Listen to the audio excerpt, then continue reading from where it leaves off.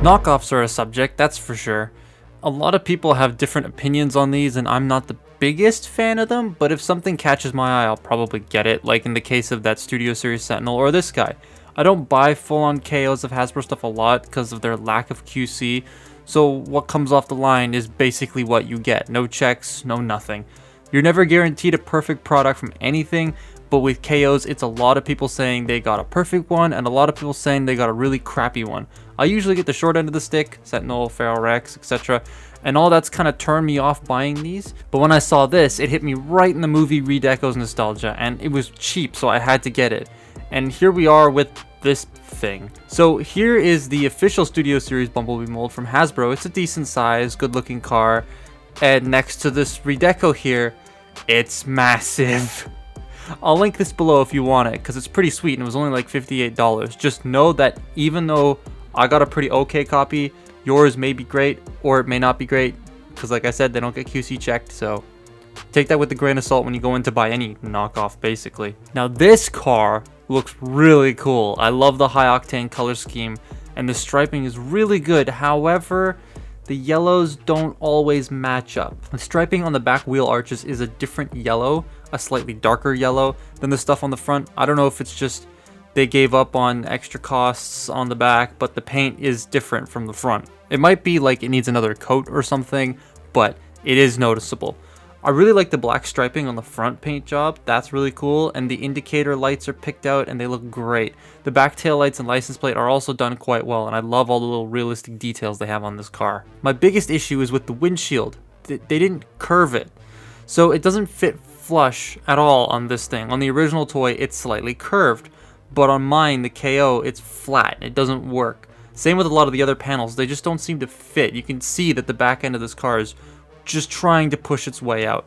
The whole car has trouble lining up, and it can get very fiddly and very annoying. The tolerances and the joints aren't as fine-tuned, and that makes moving those panels put into place very difficult. Another big factor about the panels not coming together is the fact that they've added more transformation steps into this guy. The whole car has trouble lining up, and it can get very fiddly and very annoying. Tolerances in the joints aren't as fine-tuned, and it makes moving those panels into place very hard, and things get caught, stuck, and they don't plug into each other as they should.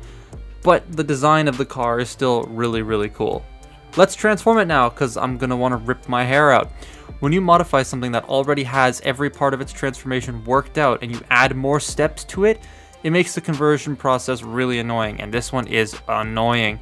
The Studio Series Bumblebee was clever in how it shifts its mass, and so is this one.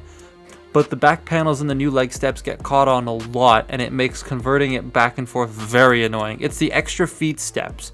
Those extra steps, adding more joints to the feet, don't help this toy at all because there's no clearance for the extra parts that they've added. Robot though really looks amazing.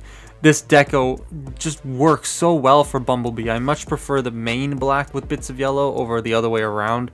The gunmetal looks really good. I like it more than the black on the MPM, which I did sell to get La higher, so I don't have it anymore. Next to the original Studio Series one though, I love how it cleans up the wheels and the shoulders and how it flips the small wings around so they're accurate like they were in the film. He also has new hands. They look a lot like the actual movie hands. I like them.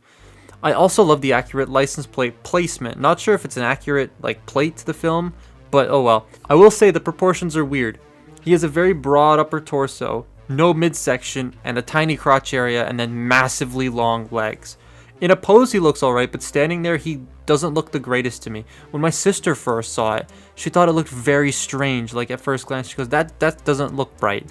And yeah, it doesn't really look right. The arms on mine are also super loose at the shoulders. He has trigger happy shoulders too, so that's something that does bug me. The original had ball joints at the shoulders so they could go wherever you want them to. These shoulders don't go everywhere. They're really limited. He does come with his gun that just sort of fits over the hand kind of loosely. It's not very secure, but it does look cool. And he has an alternate head, which I would display him with, but this head is impossible to remove, so I'm not doing that. The eyes on the standard head also light up, and batteries are included, which was nice, and they are super bright, like piercingly bright. I really wish the spare head could light up, but then again, it can't even fit the new head on the thing, so who cares. I do also wish the gun could light up, but that doesn't. Oh well. He does have die-cast toes, which is nice because it helps give him a stable base. Knockoffs usually put die-cast wherever because it can be seen as premium, but usually It's just, but usually it just causes more problems. But this one, only having it where it's necessary is really nice to see. One thing that was brought up by one of my mates was, is it made of lead paint? Because lead paint is a much cheaper paint, and because knockoffs and third-party toys don't go through the same sort of checks as Hasbro toys, they could totally be made out of lead paint, which is harmful. So I bought a lead paint tester, and I will make a video or a short about that to see if this guy actually is made of lead paint. We'll see. Articulation is the same as the deluxe, but with added fingers and toes. He wiggles quite a lot on that center stick, so turning the waist is a bit scary. And the head is a bit stiff on mine, like I said before. The arms are also those trigger happy shoulders, and that bothers me quite a bit because they can, once you move the arms, when you rotate them forward, you can't move them out. They're stuck. And I hate when you design shoulders like that. Put the swivel on the body, not on the shoulder. That way you can move it forward and still move it out. I don't know why that's so hard to do. It's a really cool looking toy. The deco is really what sells me on this, and I do like displaying it. I just don't know where to put it, but that's not the toy's fault. It's just massive. Like, it's way too big to be MPM scale, way too big to scale with that Sentinel. It just kind of exists. It's pretty cheap. Like I said, I'll link it below. I got it for about 58, but just be wary. It's a knockoff.